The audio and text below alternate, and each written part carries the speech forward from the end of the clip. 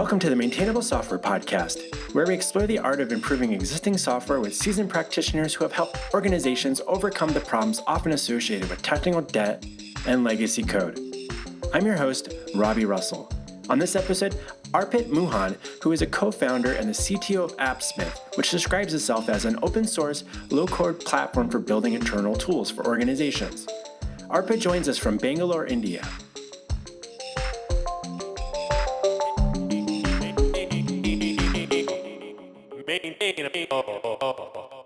Arpit Mohan, we're so glad to have you join us on Maintainable. Welcome. Thank you so much, Robby. It's an absolute pleasure to be here on the show today. Excellent. So, as you reflect on your experience in the industry, what do you believe are a few common characteristics of, dare I say, well-maintained software? Well, I think most of the best practices that are espoused across the industry typically originate from the idea or the will to have well-maintained software. The first, I think the biggest of the principles or the overarching principles is that code is read a lot more than it is written. So that is why it's very important for engineers across the globe to kind of write code for humans. The compilers, the machines itself, at the end of the day, it gets compiled down to some bytecode, some bits and bobs. So the machine doesn't really care whether you wrote something in Ruby or C or C++, doesn't matter at the end of the day. What matters is, were we able to get the point across to the reader 3 months from now, 3 years from now, 30 years from now? And that, I think, is a very overarching principle that then leads to all the other principles that we kind of keep hearing across the board, right? And we hear dry principle or solid, or everybody loves these acronyms in the industry. So there are a lot of these acronyms, but more often than not, they just originate from this very simple idea that write code for humans and not machines. And some of the principles around reading code rather than writing code is a very simple thing, is about like commenting. As your comments, some people believe that good code does not require comments, and I so disagree with that, because great code does require comments, not to explain the what, because the what is explained in the for loop or the while loop that just followed, but to explain the why. Why was this written? What was the context behind it? Were there any constraints that we had to, or the author had to follow at that given point in time? Were they under a strict deadline to deliver that midnight? Maybe production was down. They just introduced a hack to just get everything up. So there's a lot of context that kind of at times goes missing in code comments, and a lot of very often, and I'm guilty of doing this as well, is I've written comments that just say, "Oh, this function does X." Yeah, it clearly does X. I can see that it does X. What it doesn't tell me is, why does it do X? Why? What is the larger picture that we were trying to build? So that's like a very little sort of quality of life thing, which kind of leads to just better maintained long-term software. One of the things I'm always curious about with code comments, I come from a world where, the clean code, like Ruby is I work primarily with Ruby, and Ruby is very English-like in a lot of ways, right? And so it's easy to read. At least that's something we like to tell ourselves. But you're right, we don't always understand why things work the way they do when we're looking at some existing code, whether I wrote it in the past or other people, we inherited some projects.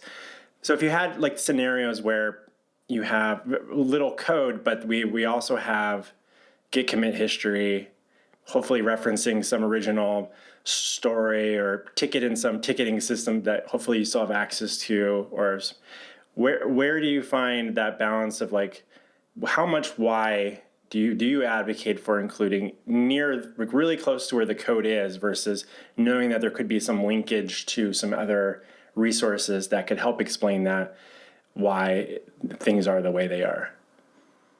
So I think personally, I would kind of make that distinction based on how the code is actually being used. For example, if you are the author of, let's say, the Spring framework or the Django framework, and in framework level code, because your code is being used as a library, as a framework by other developers, in those cases, more often than not, you'll see that there is a lot of comments in the code itself, because more often than not, people will just try to go read your source code to try and see what this function really does. So something, there's a function that just does sort. So you just want to very quickly see, what's happening inside the sort. So you want to kind of explain what is happening in sort, or how you're doing it within the code file itself. Yes, obviously, the Spring framework, for example, has a lot of documentation, Git history, etc., associated with it. But in that moment, all that your reader cares about is, oh, how does this really work right now, so that I can get myself unblocked right now. In contrast to this, a lot of SaaS software, for example, which is all closed source and it's proprietary, that particular code is not going to be read by, if you're lucky, it's going to be read by more than like 50 people or 100 people, if you are a successful startup. So in those cases, it's okay to kind of have maybe a little more distributed history across your pull request and your maybe some internal wiki, some documentation, etc. And because you know that all of these resources, will be accessible to the reader or the next developer. And it's also, they have the time and the patience and the financial incentive to actually go hunt for that answer. In the case of you just using, like I said, a framework, there is no real financial or time incentive for your reader to go hunt for all the solutions. The answer better be, two lines above the problematic line of code or on the first result on Stack Overflow. If it's not on either of these two results, the reader will most probably just move on and say, oh, what, I'm going to hack my way around this function, or I'm just not going to use this function, or something to that effect. So I think it leads from how that code is actually going to be used. I think that's a good distinction there, where you think about open source software, and you don't always know how people are going to use it either, right? And so it's like there's a lot of ways that people can use those frameworks. You mentioned Spring or Ruby on Rails or what have you, and yeah, you're right. There's a lot more documentation that's built into the code. It's interesting. I always think back to some of the earliest closed source projects I worked on, where because I was very interested in open source software already, I was trying to follow that sort of documentation approach for our own our client projects. But then, like, quickly that started to feel like a huge time suck in some ways, and I was like, well, how many other people are going to need to see, like, who needs to generate the automated fancy looking documentation in this project just from the code, when we've got test coverage that is hopefully explaining why there's some functionality the way it is. So is there also a distinction there around, you would say, from having like why we're doing things? Do you feel like sometimes I guess that kind of speaks to the how in a test, like how this should perform or behave when you're interacting with it. You're talking about explaining the why code is doing what it's doing. At what level is it? Just do you get more macro level, being like, the business is needing us to do this because of X, Y, and Z, and so this is where we're getting into when we're looking at a specific function. Is that too macro level, or like where's that fine line there for you? It's obviously a fine line that we as developers will never be able to walk cleanly. We will almost always sort of err on one side or the other at any given point of time in the project or in a given company. Either it'll be too much code or too much comments or too little comments in the code. A good kind of principle or a thumb rule that I typically try to follow is, if a particular piece of code is constantly being refactored, it's constantly being added to or subtracted from, then that means this place needs a lot more comments, because either it's an evolving business need or it's complex. So therefore, more use cases are being, added to it, or for some reason, if that file, that class, etc., is being touched a lot, then that's a great kind of place to, take 5 minutes out, 10 minutes out, and start explaining in a lot more detail why certain things are being written in a certain fashion. In places where it's clearly just an HTTP handler, it's really not doing much. you can maybe sort of get by just saying, hey, this just fetches a list of users for the user management screen. That's it. You don't really need to give a lot more context. So, yeah, so a good sort of thumb rule is start small and sort of land and expand in terms of even with comments, as it is with like features. Because a lot of the comments as well follow another acronym, the Yagni principle, which is you ain't gonna need it. So don't bother writing too much unless you really need to. What sort of documentation would you like to see here? I think is maybe a good, like for your future self as well, like allowing yourself to forget information, so you don't have to keep all this stuff, sitting around in our head for. Yeah. A great example of this is within the Appsmith code base as well. There is this little part of the code which is quite hairy, and as with all products, there is always this little corner, dark corner in the code base, and because it deals with abstract syntax trees, it deals with ASTs, it deals with code manipulating other code, etc. It's not the easiest to just sort of dive in and modify for a different use case. This leads to every time a developer has gone in to try and fix a bug or add a use case to that, it's been like 2 weeks of sort of just orientation before you actually get to that bug fix on its own. And when we started to notice that, that's when we started to do right now within the Appsmith code base. That is our most well documented, sort of module, if you will. It has diagrams, it has links to Miro boards, it has a developer talking over a YouTube video, a YouTube link explaining what is happening here.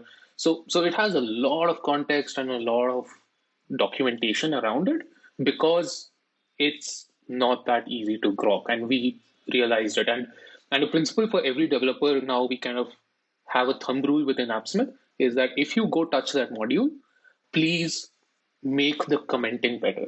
It's not so much as make the code better, but it's like, oh, make the commenting better, because what did you not understand? Write that then and there, because you will forget about this in a week's time.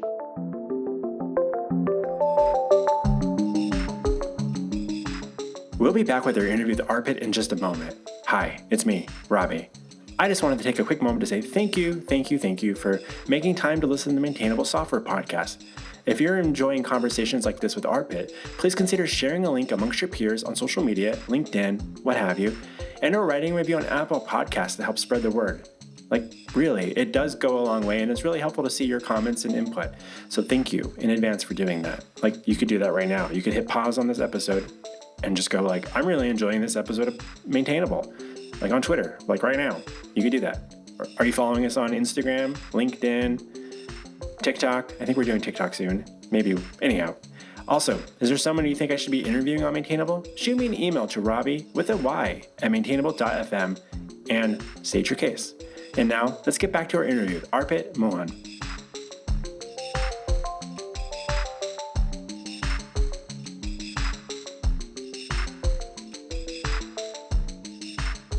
I want to switch gears a little bit with you. And do you use the metaphor technical debt very often in your day-to-day work? In the last few months, a lot. Yeah, I mean, technical debt again is another reality that any long-standing software would see, and I'm sure you've seen that with Oh My ZSH, which by the way is a wonderful piece of software. And I'm sure that even though it's a mature, stable piece of code, I'm sure there are things out there which many years ago when you first wrote it, today it bites you maybe, or it prevents certain things from happening in the future because of a decision you took back then. So yeah, so technical debt is definitely a part and parcel of our lives. And I think the way we kind of try to look at tech debt, again, all debt is not equal. So there's this common analogy that we all end up using, right? It's equating it to financial debt. That's a very, very common sort of way of trying to understand and how we pay back that debt. But I would say that all debt is not created equal. The same way all financial debt is not created equal. It's impossible for us to build software without debt. So in and of itself, technical debt is not bad. It allowed you to do certain things, allowed you to move faster, it allowed you to validate your project, your startup, etc. So you absolutely should take that debt. And there are times where you think you're not taking debt, and that tends to be typically products that are over designed, overthought, and maybe an overkill.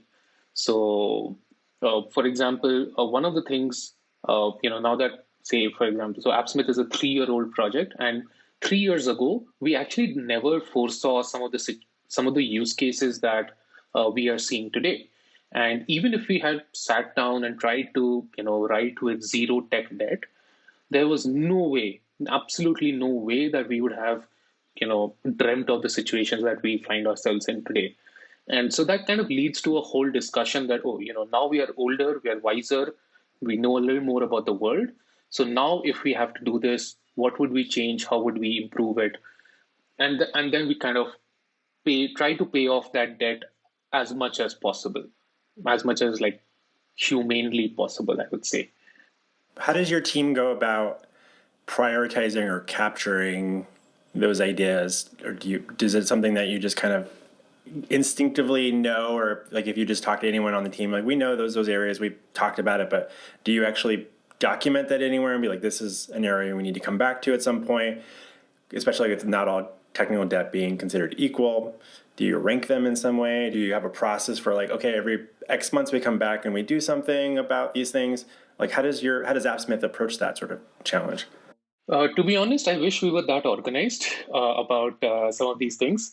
So we have an open running document where every engineer has the liberty and does go, if whatever they think is tech debt, quote unquote, they have the freedom to go add to that list, Excel sheet that we maintain.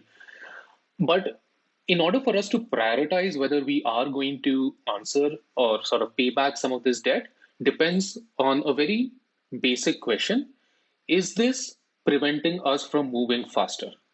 If this module, this class, whatever it is preventing us from adding new features faster, it's preventing us from moving faster, then we pay it off. If not, it's okay for that debt to stay. It's okay for us to maybe just keep doing some maintenance on it, but not really try to modularize it, improve the test coverage, or anything of that nature. So, speed of change is the only sort of metric that we use. And is that a metric that you often quantify, or is that kind of like a subjective feeling at this point about like it's things are taking longer? How do you kind of feel confident about that? I would say it's a lot more subjective than objective, because at times when you try to estimate some issues or you try to kind of look at something, there's this gut feel that, oh, I'm going to get this done in like 2-3 days. Even if you're off by 100%, which most of us are, 2-3 days means maybe 6 days, and you find yourself still in the problem 2 weeks later, then there is something that is grossly off. So, which means that there was some friction, there was some code smell, maybe there was a architecture smell that prevented you from moving faster in that area, in that module. So, more often than not, yeah, it's subjective, where on and off, like the more people in the team feel that, hey, somehow I'm estimating, X days, and I'm not routinely off by 100%. Now I'm off by 300%. Then that's a smell. Like, oh, there's something that we're doing that needs to be relooked at, that place. Let's take a moment to dig into Appsmith a bit. For those who are unfamiliar, what problems are you helping solve with Appsmith? Oh, so Appsmith is an open source low code application builder. So it helps developers build a lot of the internal tools like admin panels, dashboards, very, very quickly. So you can get off the ground.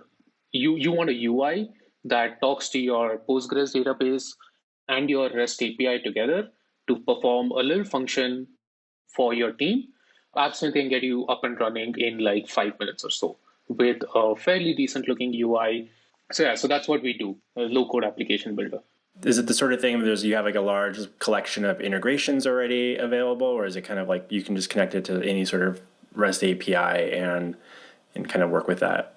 So the way it works is we ship a Docker container. So you just spin up a Docker container on your local machine, on your EC2 instance, Azure VM, wherever you are, inside your own firewall, inside your own VPC. And this Docker container, the Appsmith Docker container, contains the Appsmith engine, which has about 17 or 18 odd database integrations. So you can connect to Postgres, MySQL, Mongo, bunch of other databases. You can connect to REST APIs out of the box, and it has about 40 odd UI widgets as well. So you have tables, buttons, etc. So you can just spin up a Docker container and then literally just start building and say, oh, I want a table over here, a button on the top, and a graph over here, and a form over there, so on and so forth. So you can just wire everything up within the Appsmith engine and deploy your app on your own machine.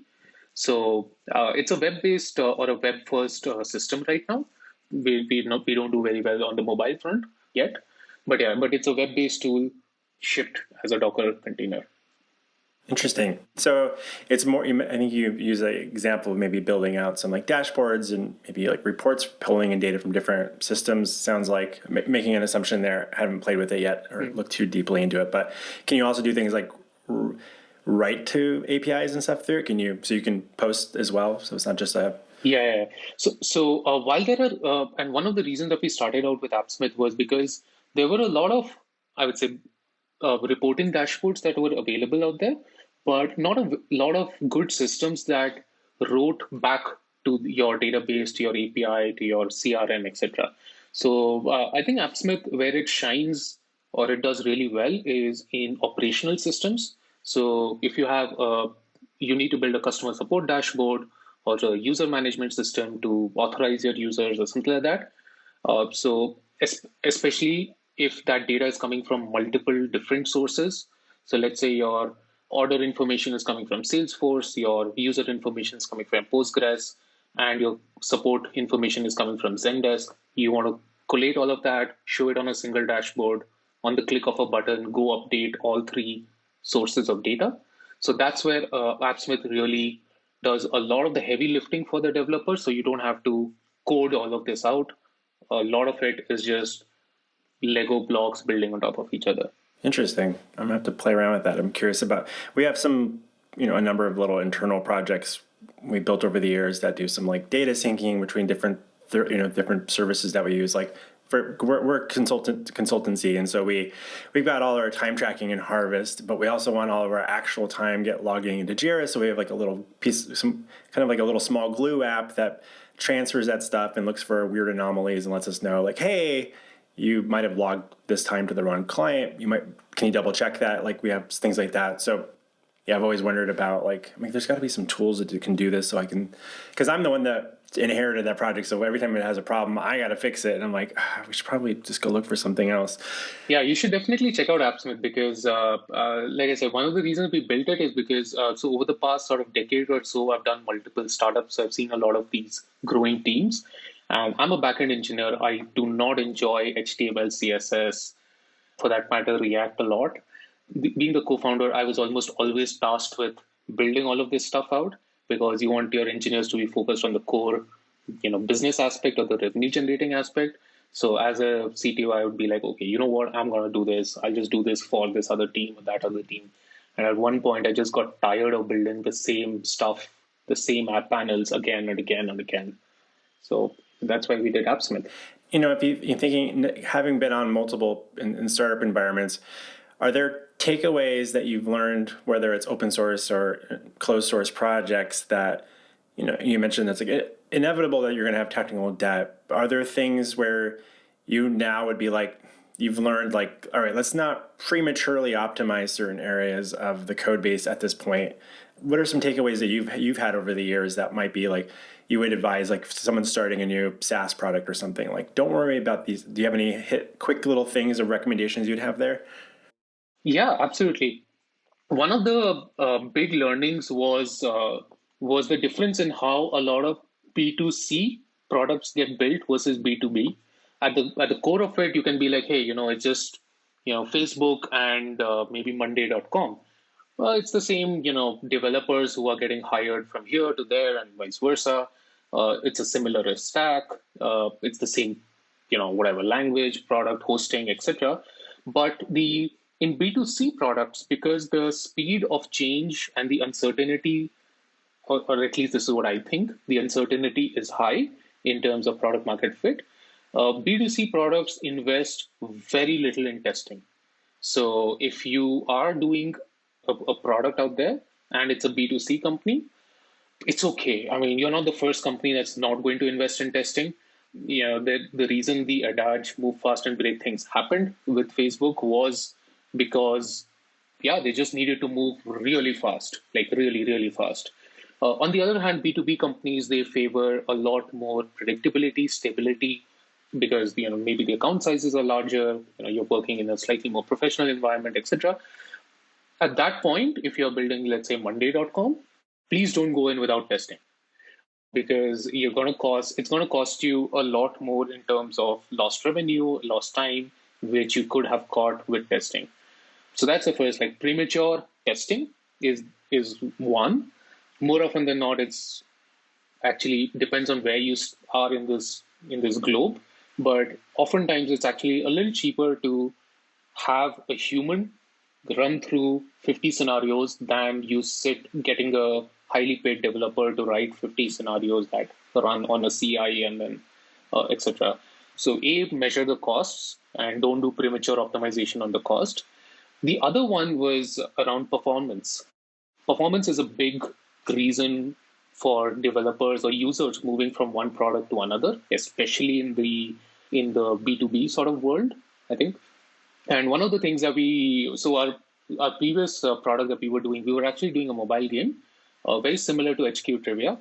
At that point, we kind of scaled to about 1 million downloads on the Play Store, 120,000 concurrent users at any point of time during the day. And all of this happened in a span of 4 or 5 months of us launching, going viral, and then eventually saying, hey, we've had enough of it. And one of the things that we learned from, and by the way, this was all like 4 engineers, 2 backend engineers, 2 front-end mobile engineers, and that's it. That was our entire team. And one of the things that we kind of learned from there was problem you don't create is a problem you don't have to solve. Our first iteration of the code was poor is giving it a lot of credit. I would say it was quite bad, because we followed the first principle where we said, just give something out there, ship it, let's see what sticks. It stuck. And then it stuck so hard with our users that it became insanely hard. It was really, really hard for us to kind of keep the lights on, keep adding new features, still maintain stuff, respond to 3,000 emails a day. It was just nightmarish at that point. That's interesting. The aspect of thinking around B2B versus B2C, maybe the stakes are potentially higher with the B2B relationship, where you might have like a contract, you might have an SLA, service level agreement, for those listening, if you're not sure what that means. But like if you have a larger client contract, like we're getting, especially if you get into the corporate world where they get access to your platform, you mentioned like Monday.com or something, and you're kind of on an enterprise level, like that's mission critical for that company to be able to use your application. Where I'm assuming when you think about the consumer side of things, maybe the consumers may or may not be pulling out their credit card to interact with your, maybe it's something you're offering, I'm air quoting, free in exchange for advertising, being the way, and so it's disruptive when people can't access your tool to some degree, but it's not the same as the business that can't perform some of their business duties for half of a day because your app's down. So that's an interesting distinction there. I don't feel like I really thought too much about myself, mainly probably because I'm usually working in the B2B project world, thinking about that scenario where you had like the game and such, and like how quickly it scaled up in users and such. Was that a consumer based? It was a consumer game. Yeah. Do you feel like you would have been able to achieve that level of scale if you had been able to like put more energy ahead of time and like making your future self better off, or did? Oh, absolutely not. Absolutely not. I think what we did at that point, I would probably do it again, because if we had, taken more time to test, to do, all of that, we probably would have missed the boat on user attention, because with consumers, there's almost always like a user attention span that is like constantly moving. and we would have probably missed the boat on, had we taken a more time to kind of ship something of higher quality. But I think what would have done us a world of good. So maintenance is not well maintained software is not just about testing. It's also a lot of some of the principles that you just start out with. For example, performance was a big problem for us. We were running, at that point, we were just throwing hardware at the problem till we actually solved the underlying problems. At one point, we were running about 90 servers. Each of them were 64 GB RAM. How many ever cores we could get with that? We were just bleeding out money at that point. But what would have done us a lot of good was just follow some like basic performance principles. Things like, oh, if you don't have to go outside your heap of memory, don't go. Store it in heap. Don't even go to Redis. Don't even go to your database. Just store it in heap.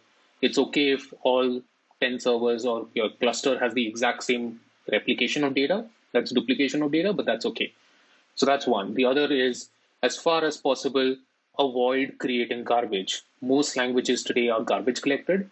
So this one was written in Java. So avoid garbage, because if you don't create garbage, then there's lesser garbage collection pressure on the system, and you're not going to see those pause times.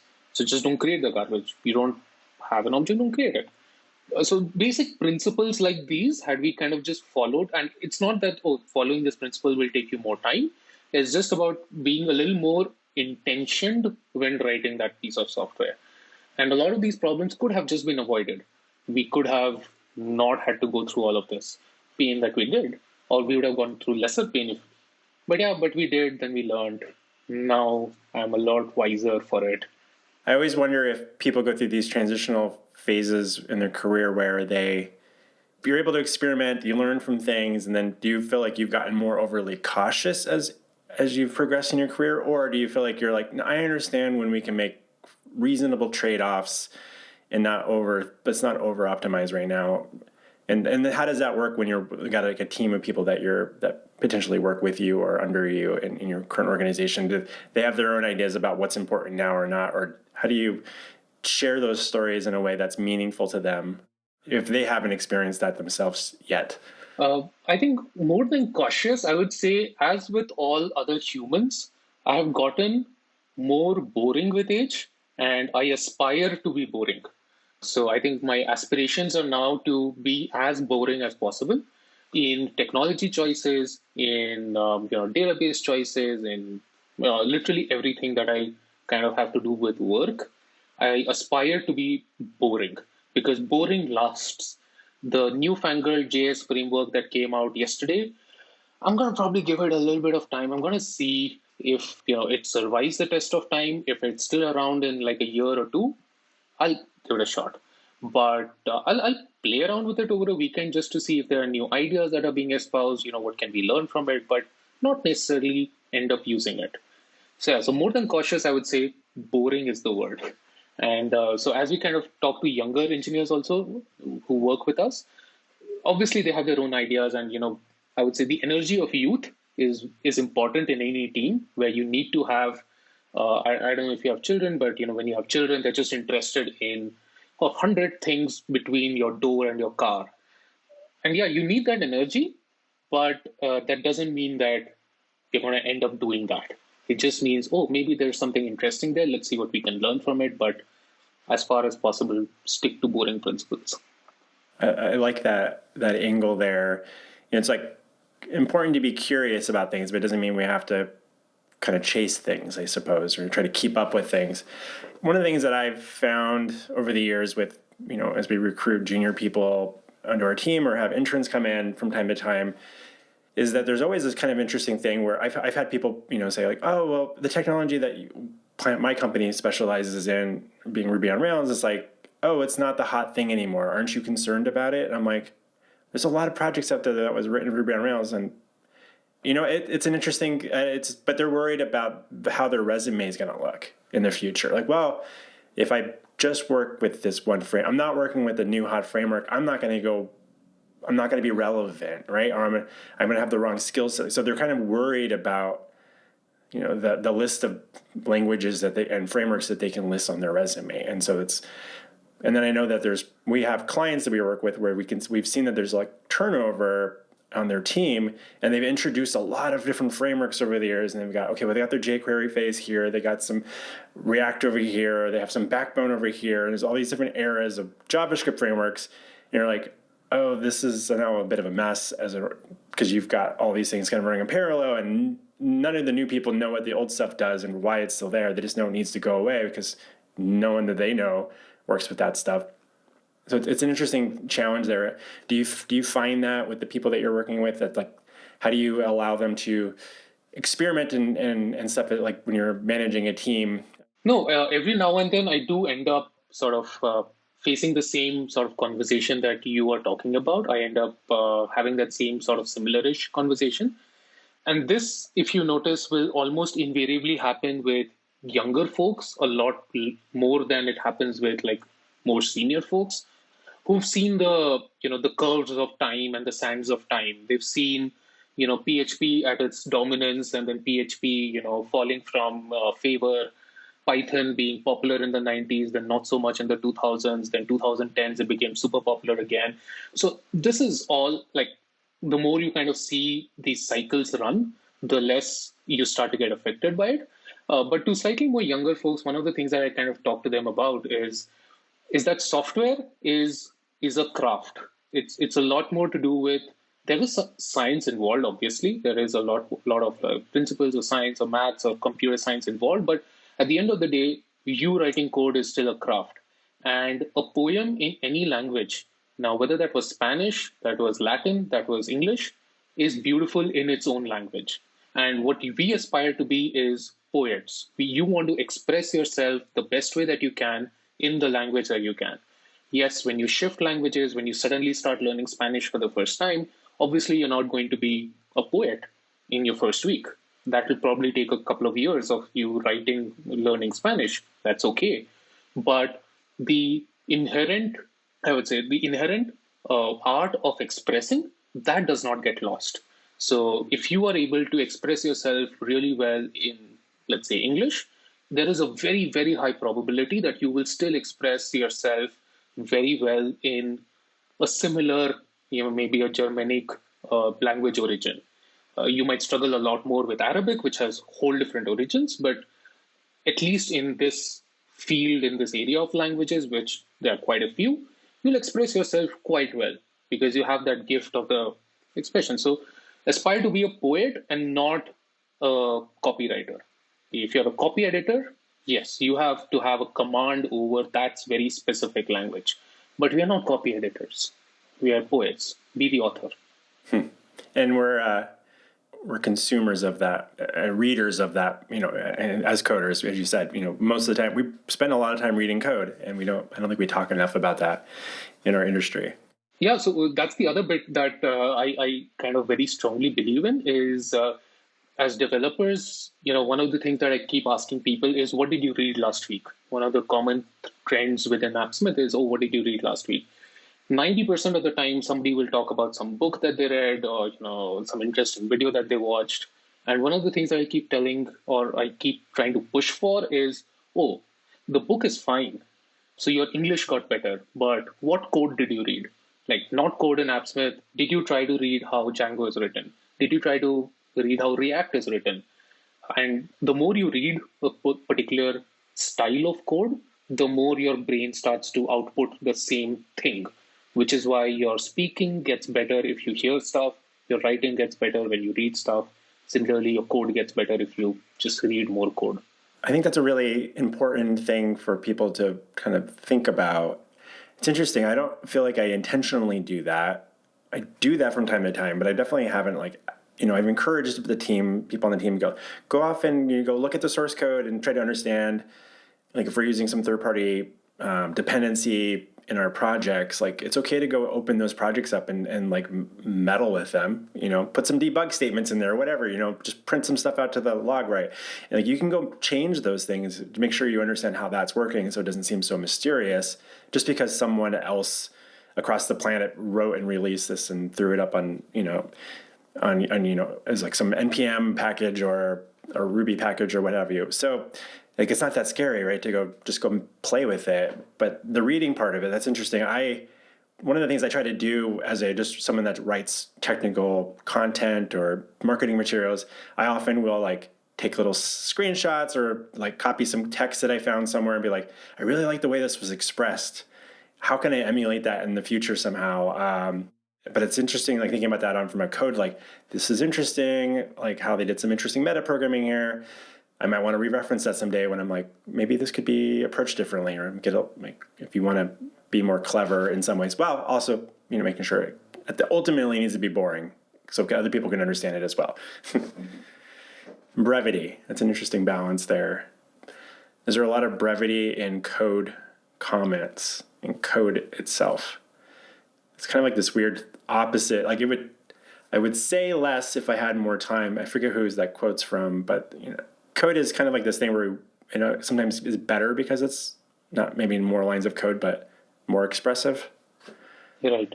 Yeah, and that you will see, I think has happened over the last sort of 30, 40 years of the industry is more expressive languages like Ruby on Rails. Like Rails was my first web language. Before that, I'd only worked in C, C++. And to me, the fact that it read like English, it felt like English, meant that for me, it just felt like, oh, I can literally translate my thoughts onto the computer like really quickly without going through a translation cycle with like C. And I think with more expressive languages, this will happen, and I think it's also, I mean, now that you see with slightly more modern languages, where you are no longer telling the computer what to do. Oh, sorry, you're telling the computer what to do, but not how to do it. So C is very, dictatorial in that way, or imperative in the way that it tells the computer how to do what it needs to do. And we are getting, I think, with code there's brevity in the code because we're writing lesser, but we're actually getting a lot more expressive in that brevity, as you said. We're saying one sentence and then it means so much more underneath the hood. It's very, very true. So a couple of quick last questions for you. Let's imagine there's hopefully a few people listening to this episode and they work in a small team. Maybe they've been facing a lot of friction with some of the projects they've needed to work on recently. But they've maybe advocated or felt like they've advocated a few times where to like whoever is making decisions about what they can work on next or what can be prioritized about paying down some technical debt or refactoring something, but they've heard not right now, maybe a few too many times, so they've stopped asking. Do you have any recommendations on how they could approach their next conversation to rather than maybe just go find a new job so somewhere that will let them clean some of those messes up? You have any advice that you could offer them? A couple of things. This is a very natural sort of cycle that happens at times in certain teams in certain times. One of the things I have seen work well is paying off technical debt or doing something slightly different need not be a whole project. If you leave the code a little better than you found it. So whatever bug you're fixing, whatever feature you're doing, instead of saying that, hey, it's a 2-day feature, say it's a 4-day feature and spend that little extra time cleaning up your little corner of the world. And the more you kind of do that, so there's an itch that you're scratching. There's that itch about, oh, I want to be, or I want to get better at this. I want to write more maintainable stuff. I'm trying to make it better for the future, et cetera, et cetera. So you're scratching that itch. And the more you kind of do that, then it becomes slightly easier to show other stakeholders, business or technical, up the chain, that, oh, the reason that we are able to do this today, 3 months down the line, is because 3 months ago, this is what I did. And then it sort of starts that little bit of that cycle where people start to see the value of, oh, we should do more of this, or we should do more of X or Y or Z. That's one. The other is, and I've seen this with I think varying levels of success. The other thing I've seen is where engineers have gone literally over a weekend or a hackathon or etc. and just done this whole thing. It's hacky, it's POC, but they've gone and they've just done this, and they come back on Monday and they're like, hey, you weren't letting me do this on company time, but I've gone and I've done this. See, this is what it looks like. This, I would say, is like varying levels of success depending on why that project wasn't being greenlit before. And I think Google has this very famous story where somebody wanted to build an ad blocker, They weren't being led to do so, and suddenly this person just did it. He was showing something else to, I think, Larry Page in some meeting, and Larry just commented, "Why am I seeing so many fewer ads? This is so much more pleasant." And he's like, "Yeah, it's that ad blocker that you wouldn't let me write. So I've written it. It's here. It's on my system, and that's why you're having a better experience on Google right now." And yeah, ad blocker was lit like that day for Google. So it's varying levels of success. You might hit gold, or if not, you've learned something over a weekend, I would say. Like, so give it a shot, but don't give up. Like, just don't give up. One of the things you had mentioned there was to, when you do make those small little improvements, it sounded like to talk about that and kind of highlight it and like remember that you did that. Just also remember, probably for your own good to keep some sort of log of sorts of little things in areas you have been able to make improvements, or things that your peers have done, so you can acknowledge them, like, hey, thank you for that thing that you did 2 months ago, because it saved me time on this thing now. And I feel like that can help reinforce it as a team as well. So if someone listening would like to tackle some technical debt, but hasn't been able to maybe have the time for it or get their approval on it, but someone else has done something in the past, highlight that. I would just encourage you to like let them. We probably don't share our appreciations with each other enough as a development team. So one of the things that, and this fun little thing I've done, and I've had moderate success, was because we inherit projects sometimes. So there might be projects that someone worked on like years ago, and I can look in the Git log history and I'm like, oh, I think I can find that person and be like, I really like the way this was done. You haven't worked on this project in 7 years, but just want to say thank you. You're making my life easier. Like that can be helpful. So don't feel free to say thanks to somebody for something that made your life better today. So anyway, just some thoughts. Yeah, I'm sure you made that person's day or week. I hopefully, maybe.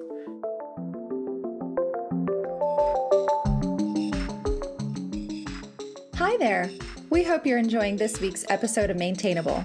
While you've been listening, has anyone crossed your mind who might be looking for help with their Ruby on Rails application? Planet Argon, the producer of Maintainable podcast, would love to meet them. In fact, we've got a pretty sweet referral bonus program set up. If you send someone our way and they sign up for Planet Argon services, we'll give them a $1,000 discount. And your reward? We'll send you $1,000 just for connecting us to the right person. Sounds like a win-win for everyone. Head on over to planetargon.com/referrals for more info. That's planetargon.com/referrals. All right, let's get back to this week's episode.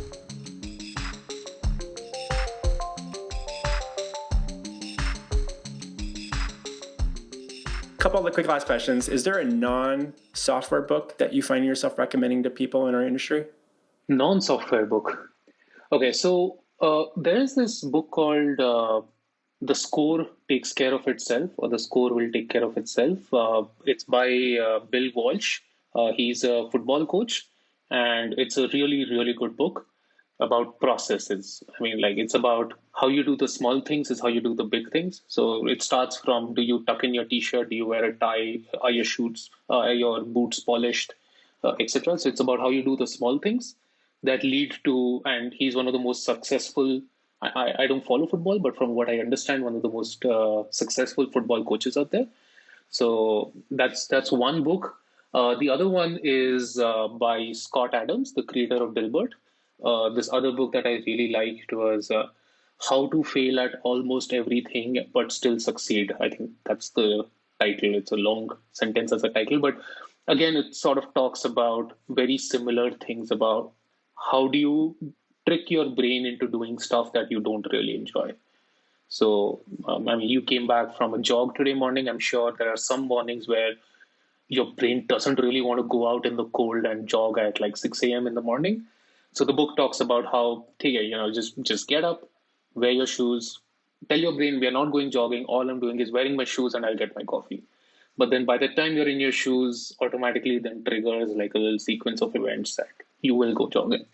So that's a really good book.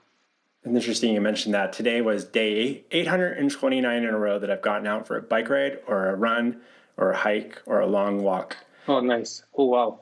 One of those big build little weird habits. And it's So I don't know what it's like to not do it anymore. It's because of those small little like habits I've introduced. Like I put my clothes out the night before, it's ready to go. I put my shoes. I just have this routine in the morning. I don't have kids. I don't have any. I'm not. So I have that. I wouldn't say luxury, but I have the benefit of like I don't have to worry about anyone. My wife's still asleep. I'm at the door. I'm going on a run, and it's just something I do for myself every morning. But I don't know how to stop. So if you have any recommendations on how to stop, because I don't want to start over, I feel like that would be really hard for me. Yeah. So those two books are really good. I think they've helped me sort of look at the world in a slightly different way. Those are great. I'll definitely include links to both of those in the show notes. With that, is there anywhere outside of, I'll include links to Appsmith and everything. Where can people and listeners follow your thoughts and ruminations about software development online? So Twitter is one place. So my Twitter handle is Mohan Arpit. So I'm available on Twitter. Otherwise, I unsuccessfully maintain a blog at arpitmohan.com. Like I said, I maybe post once a year, not as much. But otherwise, Twitter is the place to find me. Excellent. I'll definitely include links to those for those listening. And it's been such a delight having you join us on Maintainable, Arpit. Thanks so much for talking shop with us. Thank you so much, Robby, for having me on board today. And I really appreciate the time. Likewise. Have a good rest of your day. Cheers.